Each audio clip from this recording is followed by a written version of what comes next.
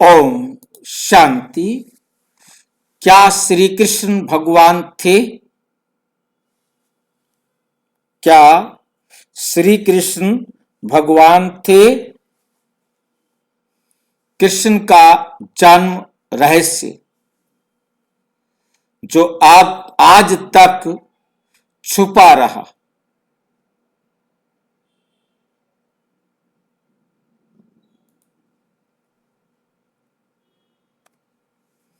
क्या श्री कृष्ण वरदान से जन्मे थे? किसी ने वरदान दिया था जो कृष्ण ने जन्म लिया? अवतार या संगम युग की कमाई का परिणाम? या संगम युग की कमाई का परिणाम?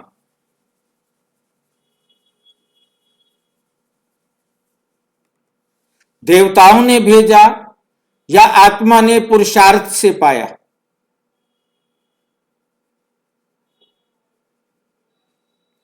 क्या हुआ जो कृष्ण इस संसार में आया? डिस्क्लेमर है, ये प्रस्तुति ब्रह्मा कुमारीज की साकार एवं अव्यक्त मूल्यों पर आधारित आध्यात्मिक अध्ययन है।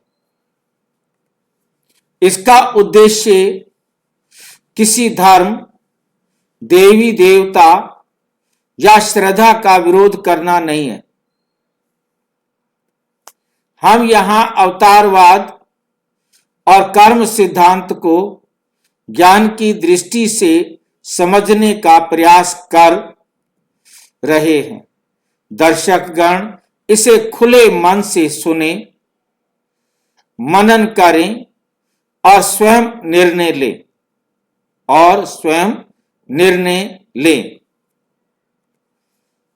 सबसे गहरा प्रश्न है, क्या श्री कृष्ण का जन्म किसी देवी वरदान का परिणाम था?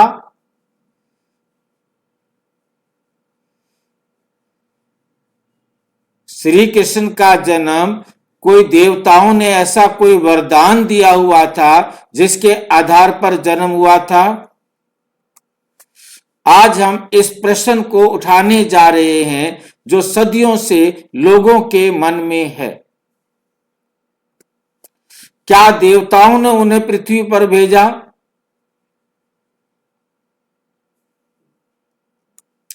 क्या वे किसी विशेष मिशन के लिए अवतरित हुए थे?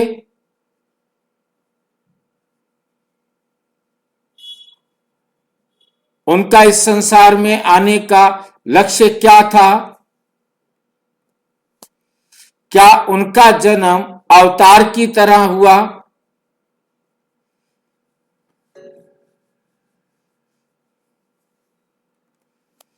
अगर इन प्रश्नों का सही उत्तर मिल जाए तो पूरा अवतारवाद और कर्मवाद स्पष्ट हो जाता है।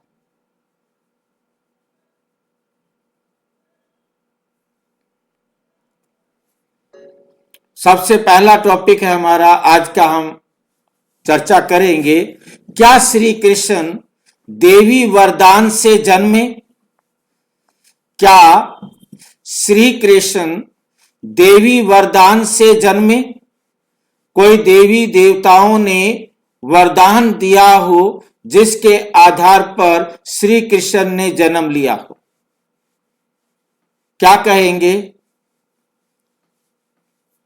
क्या लगता है, कोई देवी देवताओं ने वरदान दिया होगा कृष्ण को जन्म लेने के लिए? क्या समझते हैं?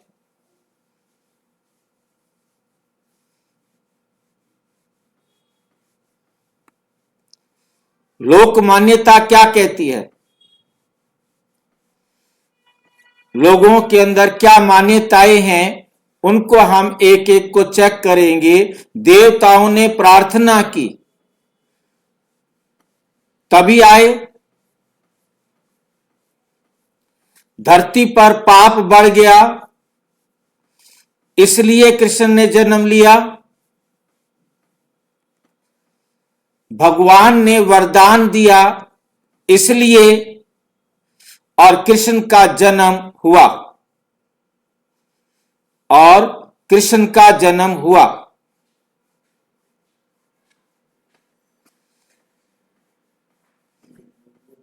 क्या समझते हैं? कृष्ण का जन्म क्यों हुआ? हमारे सामने चार बातें आती हैं। देवताओं ने प्रार्थना की।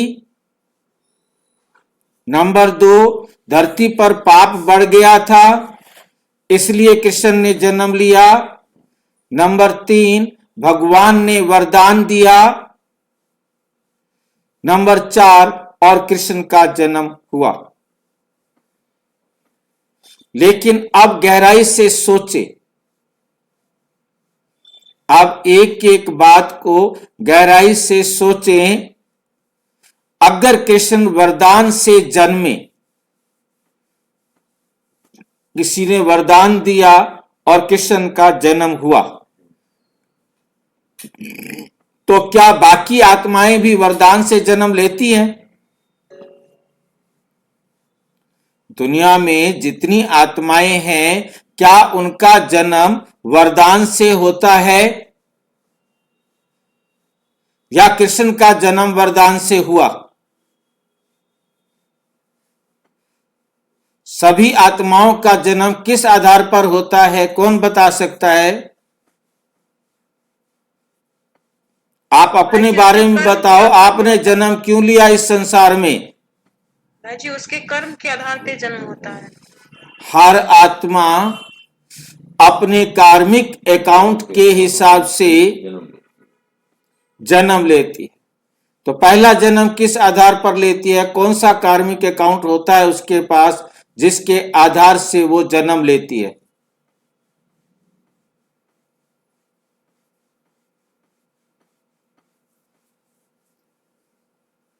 आप परम धाम से यहां पर किस आधार से आए थे?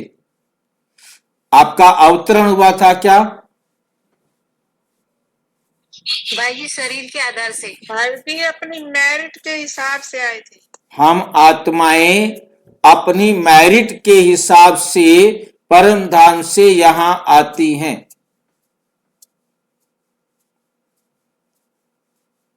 हर आत्मा यूनिक है, हर आत्मा की यूनिक आईडी है। हर आत्मा मेरिट के आधार पर परम धाम से आती है। सबसे पहले मेरिट में टॉप नंबर पर कौन है?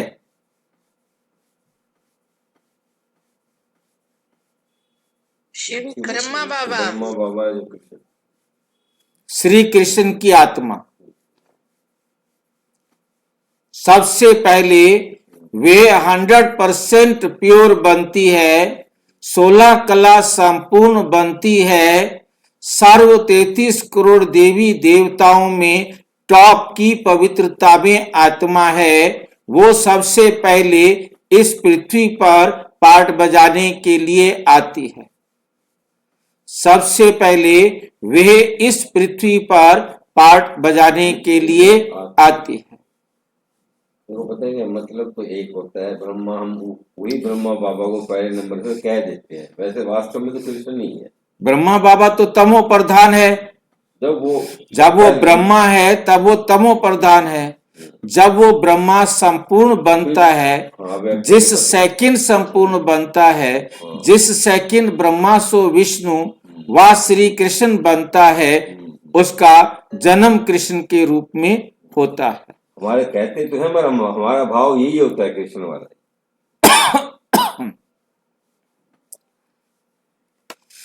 तो या सब कर्म अनुसार जन्म लेती हैं।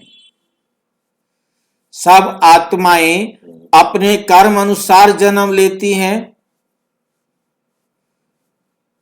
मेरिट के अनुसार जन्म लेती हैं।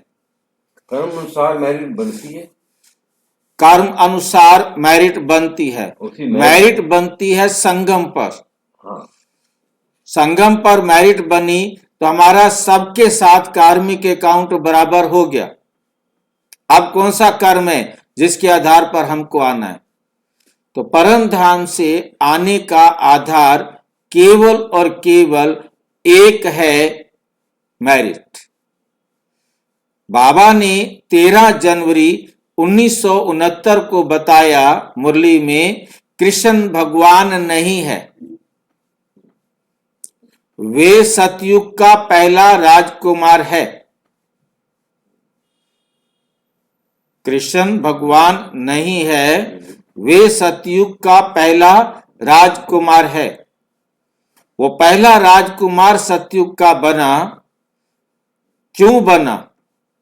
क्योंकि उसने पूर्व समय में अपने आप को 100% प्योर बनाया। 100% प्योर बनाने का पीरियड था संगम युग। संगम युग पर परमात्म डायरेक्शन पर उसने अपने आप को 100% प्योर बनाया। इसी आधार पर वो सतयुग का प्रथम राजकुमार बना। अच्छा, गिरावट में ही पहले पहले वही है। सारे आते जाएंगे नंबर बार। ये वाक्य बहुत बड़ा रहस्य खोलता है, क्योंकि प्रथम आत्मा है इस संसार में पवित्रता से जन्म लेने वाली। श्री कृष्ण की आत्मा निर्विकारी जन्म लेने वाली पहली आत्मा है। वह पहली आत्मा क्यों बनी? क्योंकि उसने संगम पर पुरुषार्थ करके ईश्वरीय डायरेक्शन पर अपने आप को 16 आने सच्चा 100% प्योर बनाया, जिसके आधार पर उसने निर्विकारी माता पिता के पास जन्म लिया। निर्विकारी जन्म, पहला निर्विकारी जन्म श्री कृष्ण का ही होता है। यदि वे पहला राजकुमार है तो उसका जन्म भी ड्रामा के नियम अनुसार हुआ। बिल्कुल, ड्रामा का नियम है कि जो मेरिट में हाईएस्ट होगा वही सबसे पहले आएगा। जैसे नेक्स्ट राधा आई सेकंड नंबर पर, इसी प्रकार जो जितना डाउन होगा मेरिट में वो उतना लेट आएगा। ये ड्रामा का नियम है। उस अनुसार सबसे पहला निर्विकारी जन्म श्री कृष्ण का होता है। क्या देवताओं ने उन्हें भेजा? फिर से वही बात आ गई है। ये भी एक आम धारणा है, देवताओं ने सभा की और कृष्ण को पृथ्वी पर भेजा। ऐसा कुछ भी नहीं है। लेकिन यहां एक गहरा प्रश्न है, देवता कब आते हैं? देवता पृथ्वी पर कब आते हैं?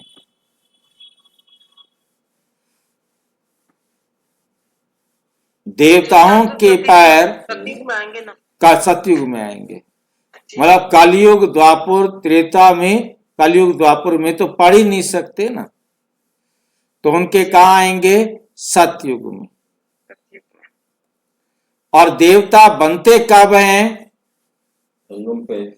संगम पर। देवताएं बनते हैं संगम पर, आते हैं सतयुग में। कृष्ण कब बना? संगम पर बना। जन्म कब लिया? सतयुग में। सबसे पहले सतयुग के अंदर जन्म लेने वाली आत्मा श्री कृष्ण है। बाकी देवी देवताएं कृष्ण के बाद ही जन्म लेती हैं।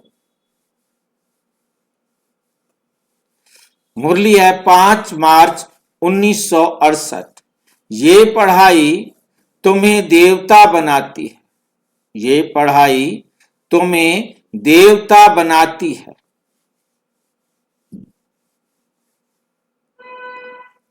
तो यदि देवता स्वयं संगम युग की पढ़ाई से बनते हैं, तो यदि देवता स्वयं संगम युग की पढ़ाई से बनते हैं तो वे किसी को भेजने की शक्ति कैसे रखते हैं?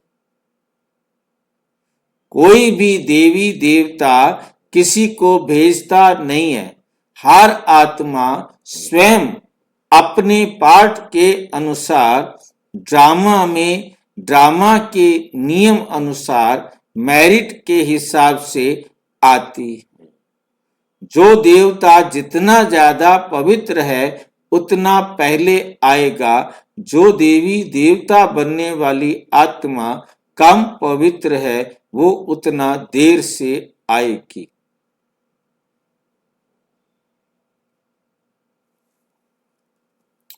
वास्तव में देवता भेजते नहीं, आत्मा अपने पुरुषार्थ से अपना स्थान पाती है। अपनी स्टेज, अपनी अवस्था आत्मा स्वयं अपने पुरुषार्थ से पाती है। क्या श्री कृष्ण विशेष मिशन लेकर आए थे?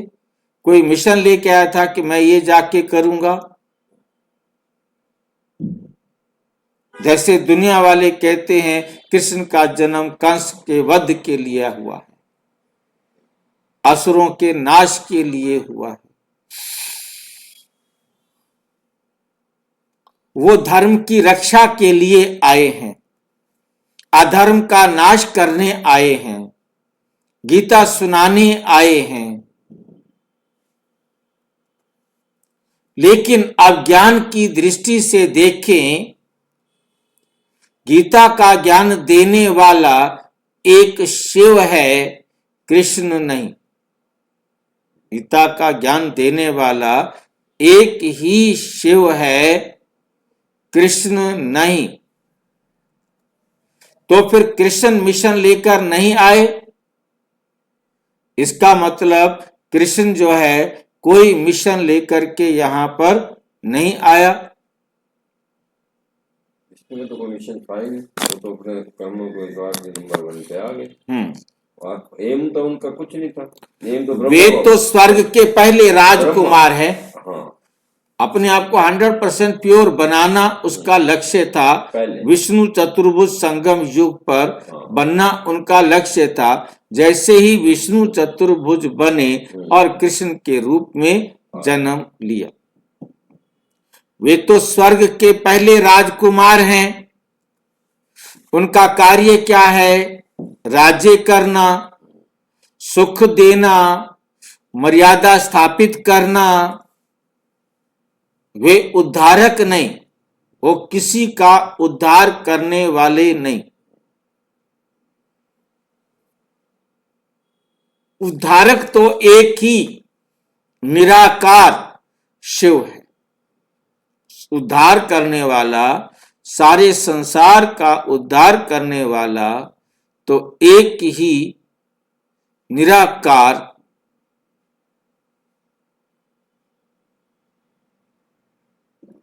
शिव है। उद्धार करने वाला एक ही बाप है। उद्धार करने वाला एक ही बाप है।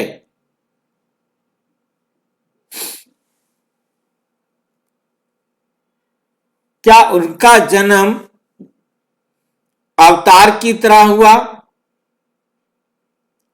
अवतार में और जन्म में क्या अंतर होता है? ये प्रश्न हमें कह रहा है, क्या उनका जन्म अवतार की तरह हुआ? कृष्ण का जन्म ना, अवतार तो होता है जो गर्भ से जन्म लेता है, उसका अवतार थोड़ी होगा। वो तो उसने जन्म लिया है, उसका अवतार तो होता है जो जैसे शिव बाबा का।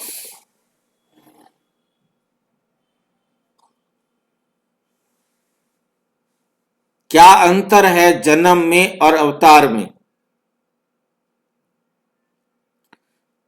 महत्वपूर्ण प्रश्न है कि अवतार का अर्थ क्या है? अवतार किसे कहते हैं? भाई जो आत्मा ऊपर से आके किसी में प्रवेश करती है उसको बोलते हैं अवतार, और गर्भ से जो जन्म लेती है वो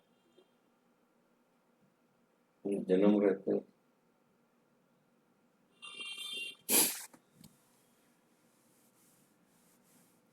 अवतार का अर्थ क्या है? ऊपर से उतरना। क्या श्री कृष्ण ऊपर से उतरे थे या उन्होंने जन्म लिया था? जन्म लिया।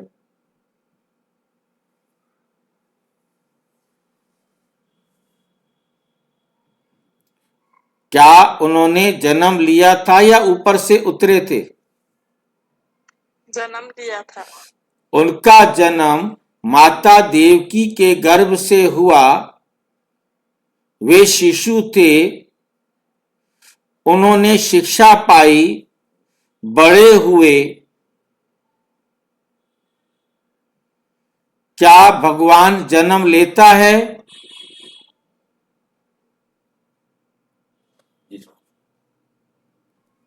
जिसका क्या भगवान जन्म लेता है?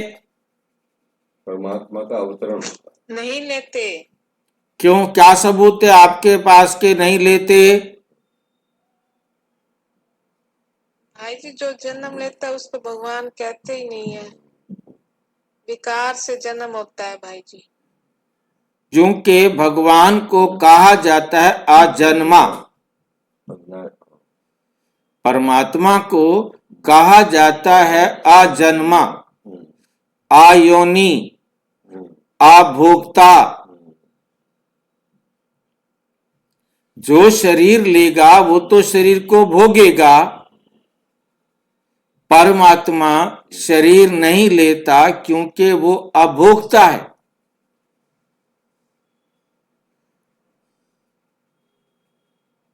वो कर्म भी करेगा, परंतु परमात्मा कर्म नहीं करते।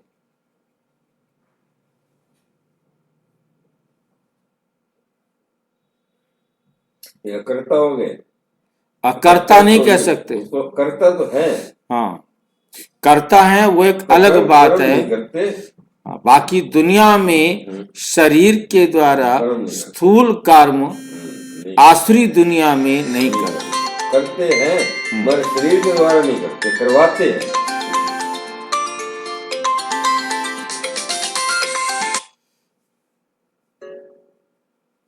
क्या भगवान जन्म लेते हैं? मुरली 10 दिसंबर 1968। भगवान को जन्म मरण में नहीं है। भगवान को जन्म मरण नहीं है क्योंकि वह अजन्मा है, अमर है, अविनाशी है। तो स्पष्ट है कृष्ण अवतार नहीं। स्पष्ट है कृष्ण अवतार नहीं, वे आत्मा है। वे आत्मा है जो कर्म अनुसार, ड्रामा अनुसार जन्म लेती है। ड्रामा अनुसार, कर्म अनुसार जन्म लेती है। गहरा उदाहरण, विश्वविद्यालय और गोल्ड मेडल। विश्वविद्यालय में जो पढ़ते हैं वहां गोल्ड मेडल मिलता है। एक एग्जाम्पल है, मान लीजिए एक विश्वविद्यालय है, अंतिम परीक्षा है, सब विद्यार्थी पढ़ रहे हैं, गोल्ड मेडल किसे मिलेगा? जिससे वरदान मिले उसे मिलेगा? नहीं। पुरुषार्थ करेगा। जिसे देवता भेजे? नहीं। जिसने सबसे अधिक पढ़ाई की इसको देंगे? ठीक, जिसने सबसे अधिक पढ़ाई की। ठीक ऐसे ही संगम युग एक आध्यात्मिक विश्वविद्यालय है। संगम युग क्या है? एक आध्यात्मिक विश्वविद्यालय है, शिव शिक्षक है, राजयोग पाठ्यक्रम है और सतयुग का पहला स्थान श्री कृष्ण का। सभी विद्यार्थियों में टॉप नंबर 100% पहला निर्विकारी जन्म लेने वाला कौन है? श्री कृष्ण है। मुरली 18 जनवरी 1969। ये पढ़ाई ही तुम्हें लक्ष्मी नारायण बनाती है। जिस पढ़ाई को पढ़कर कृष्ण ने जन्म लिया, ये पढ़ाई ही तुम्हें लक्ष्मी नारायण बनाती है। सतयुग में जब आते हैं तो क्या बनते हैं? लक्ष्मी नारायण बनते हैं।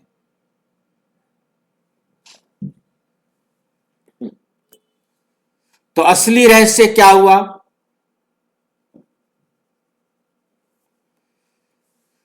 अब सब स्पष्ट हो गया। देवी वरदान नहीं, कृष्ण के जन्म का आधार देवी वरदान नहीं, देवताओं द्वारा भेजना नहीं, कोई चमत्कारी अवतार नहीं, बल्कि संगम युग की पढ़ाई, पूर्ण पवित्रता, श्रेष्ठ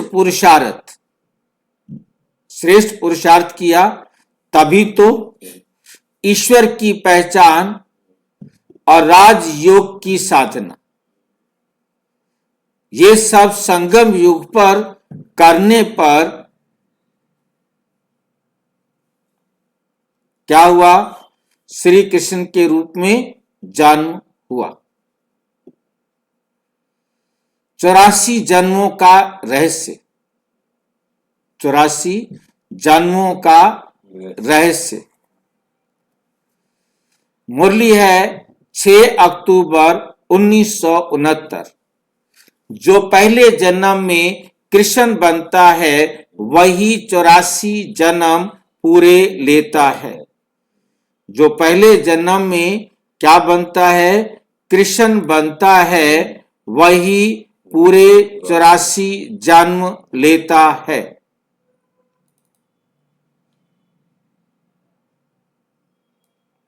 हम श्री कृष्ण के 84 जन्मों को शॉर्ट में देखने का प्रयास करेंगे।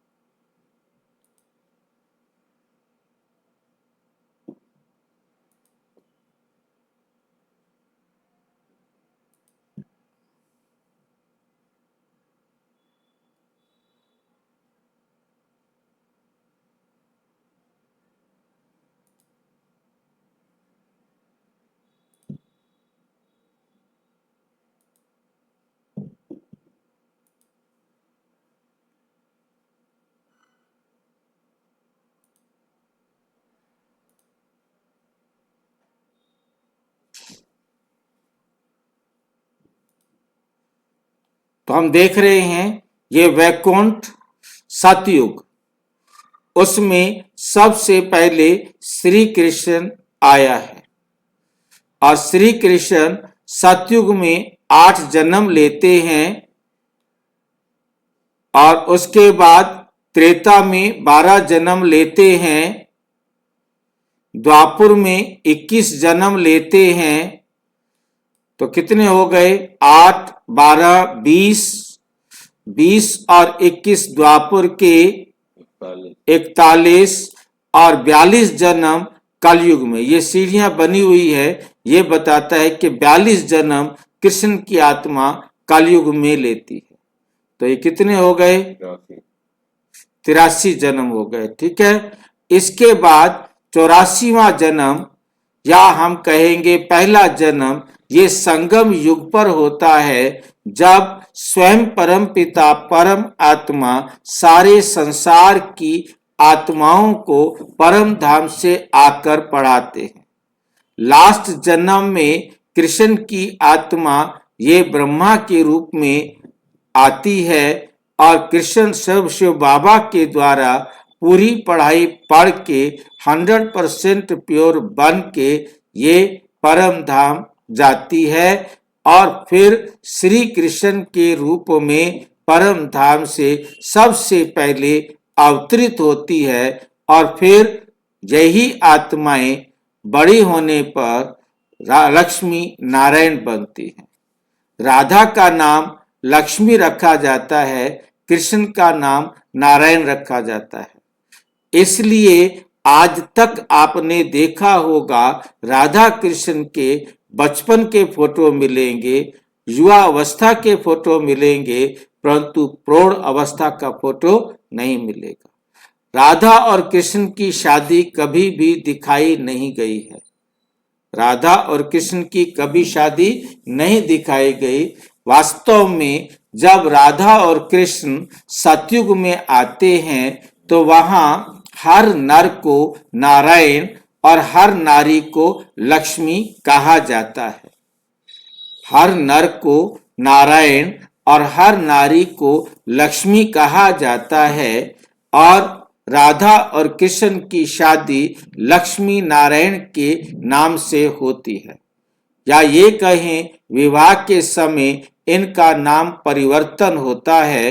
राधा का नाम लक्ष्मी रखा जाता है और कृष्ण का नाम नारायण रखा जाता है। इसलिए लक्ष्मी नारायण का बचपन का कोई भी फोटो नहीं है, बचपन का कोई भी परिचय नहीं है, और लक्ष्मी नारायण राधा कृष्ण का प्रौढ़ अवस्था का नहीं है। तो वास्तव में राधा लक्ष्मी नारायण ही बचपन में राधा कृष्ण थे।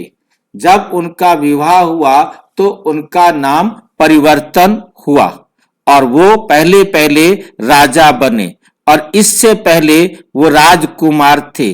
अब राजकुमार जब राजा बनते हैं तो लक्ष्मी नारायण के रूप में सामने आते हैं। तो सतयुग में लक्ष्मी नारायण को ही देखा जाता है राजा के रूप में। तो हमें समझ में आया होगा। तो इसलिए लक्ष्मी नारायण का बचपन का रूप नहीं और राधा कृष्ण का लक्ष्मी विष्णु प्रौढ़ अवस्था का कोई रूप नहीं है। और हम ध्यान से देखें कि नारायण को विष्णु भी कहा जाता है और कृष्ण की आत्मा जब विष्णु बनती है और उसके बाद ये जन्म लेते लेते जब तमो प्रधान पतित बन जाती है कलयुग के अंत में, तब परमपिता परमात्मा आकर पुरुषोत्तम संगम युग पर कृष्ण वाली आत्मा जब 60 वर्ष की हो जाती है दादा लेखराज के रूप में, तब परमात्मा उनके तन में प्रवेश कर उन्हीं के द्वारा गीता का ज्ञान सुनाकर कृष्ण की आत्मा को पवित्र बनने की ट्रेनिंग देते हैं। इसी प्रकार जगदम्बा सरस्वती को भी ज्ञान मिलता है, बाकी सारी आत्माओं को ज्ञान मिलता है। जो ज्ञान में जितना पुरुषार्थ करके जिस पोजीशन को प्राप्त करते हैं उस मेरिट के आधार पर ब्रह्मा बाबा कृष्ण के रूप में जन्म लेते हैं संगम पर और बड़े होकर आते हैं सतयुग में, और सतयुग से आगे फिर 83 जन्म लेने हैं। तो एक जन्म कृष्ण का संगम युग के सतयुग पर होता है, क्योंकि संगम युग है कलयुग और सतयुग का। जो सतयुग का समय है उसमें कृष्ण का जन्म होता है सतो प्रधान अवस्था में। तो संगम पर पढ़ाई पढ़ते हैं, संगम पर पावन बनते हैं और संगम पर जन्म लेते हैं, और बड़े होकर 20-25 वर्ष के होने के बाद ये सतयुग में आते हैं।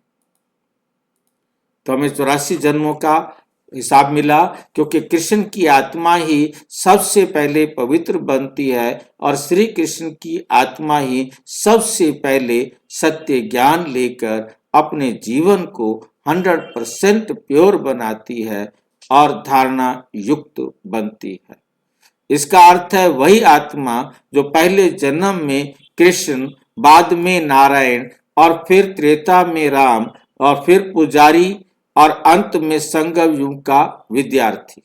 जब त्रेता में राम की बात आती है, सतयुग में लक्ष्मी नारायण की बात आती है, तो यहाँ एक बात हमें जरूर अपनी बुद्धि में स्पष्ट कर लेनी चाहिए।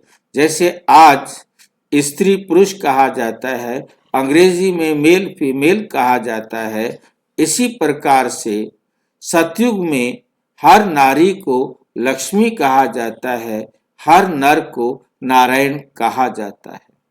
जब त्रेता आता है ऑटोमेटिक ही अपने आप ही उनको कोई कहने नहीं जाता कि अब नाम चेंज करो। हर नर राम और हर स्त्री सीता कहलाती है। सभी मेल राम कहलाते हैं और सभी फीमेल सीता कहलाती है। जब द्वापर युग शुरू होता है तब स्त्री पुरुष का नाम आता है। तो उस समय क्या बनते हैं? पुजारी। बाकी राम जो जिक्र किया है वहां दशरथ का बेटा राम नहीं समझ लेना है। और अंत में संगम युग का विद्यार्थी, लास्ट में क्या बन जाते हैं? संगम युग के विद्यार्थी बनते हैं।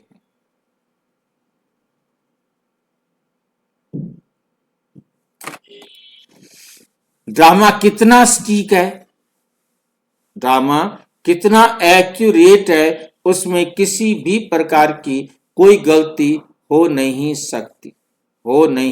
सकती। ये बात अपनी बुद्धि में बहुत अच्छी तरह से समझा देनी है। अंतिम चिंतन। अब प्रश्न बदल जाता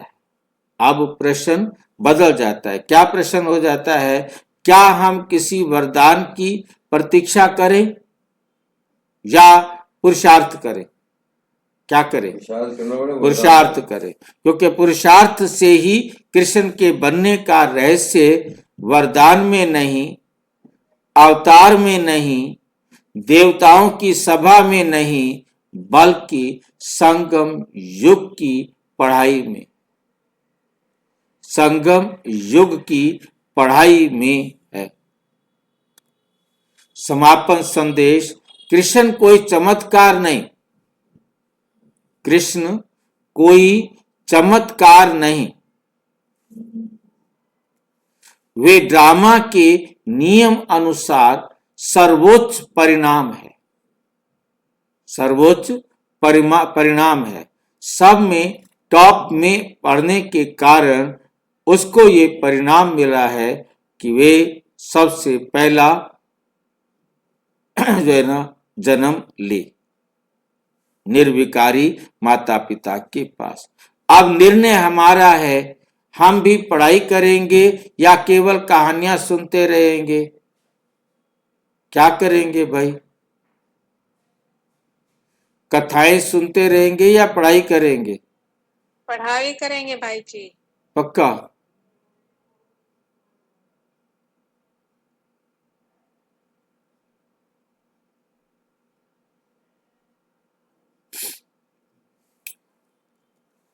अगर ये ज्ञान आपको स्पर्श कर रहा है तो इसे आगे बढ़ाइए। अच्छा, ओम शांति। और विस्तार से जानने के लिए प्रजापिता ब्रह्मा कुमारी ईश्वरीय विश्वविद्यालय के किसी भी सेवा केंद्र पर संपर्क करें और यदि कोई प्रश्न है तो 9213106986 पर केवल अराटाई या टेलीग्राम करें। 9650692270 पर केवल व्हाट्सएप करें, फोन नहीं। ओम शांति।